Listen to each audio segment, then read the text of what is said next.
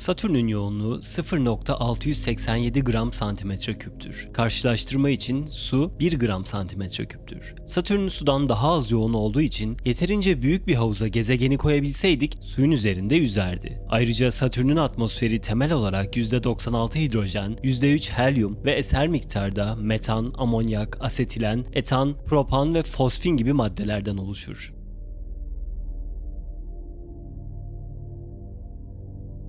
Satürn kendi ekseni etrafında o kadar hızlı döner ki gezegen kendini yassı bir küre şeklinde düzleştirir. Merkezden kutuplara olan mesafe 54.000 kilometre iken merkezden ekvatora olan mesafe 60.300 kilometredir. Başka bir deyişle ekvator üzerindeki konumlar merkezlerden kutuplara göre yaklaşık 6.300 kilometre daha uzaktır.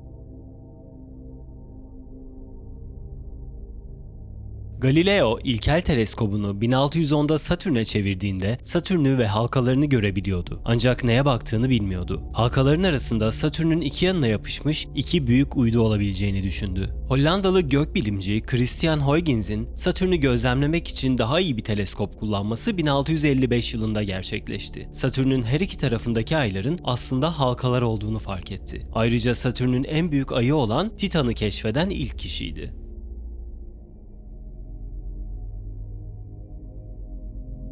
Dünyadan gönderilen sadece 4 uzay aracı Satürn'ü ziyaret etti. İlki 1979'da Satürn'ün 20.000 kilometre yakınında uçan Pioneer 11'di. Ardından 1980'de Voyager 1 ve 1981'de Voyager 2 geldi. 2004'te Cassini'nin gelişine kadar bir uzay aracının Satürn'ün etrafında yörüngeye girip gezegenin halkalarının ve uydularının fotoğrafını çekmesi mümkün değildi.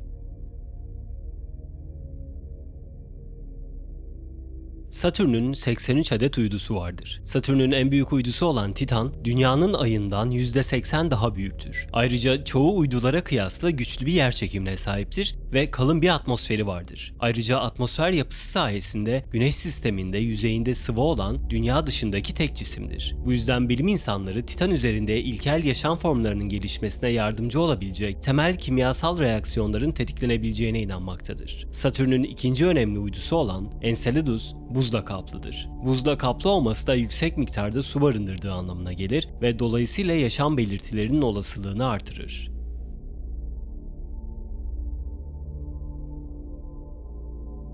Güneş sistemimizdeki tüm gaz devlerinin halkaları olsa da hiçbiri Satürn'inki kadar kapsamlı veya ayırt edici değildir. Halkalar onları teleskopla gözlemleyen Galileo tarafından 1610 yılında keşfedildi. Halkaların ilk yakın görüntüsü 1 Eylül 1971'de Satürn'ün yakında uçan Pioneer 11 uzay aracı tarafından çekildi. Satürn'ün halkaları boyutları küçük toz tanelerinden dağlar kadar büyük nesnelere kadar değişen milyarlarca parçacıktan oluşur. Bunlar gezegene ulaşmadan önce parçalanan asteroid kuyruklu yıldızlarından ve hatta uydularından geldiğine inanılan buz ve kaya parçalarından oluşur.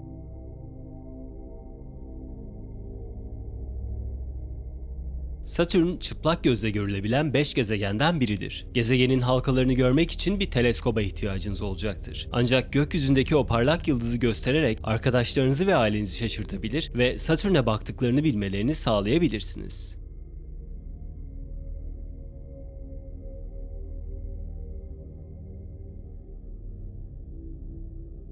Lütfen videoyu beğenmeyi, kanala abone olmayı ve bildirimleri açmayı unutmayın.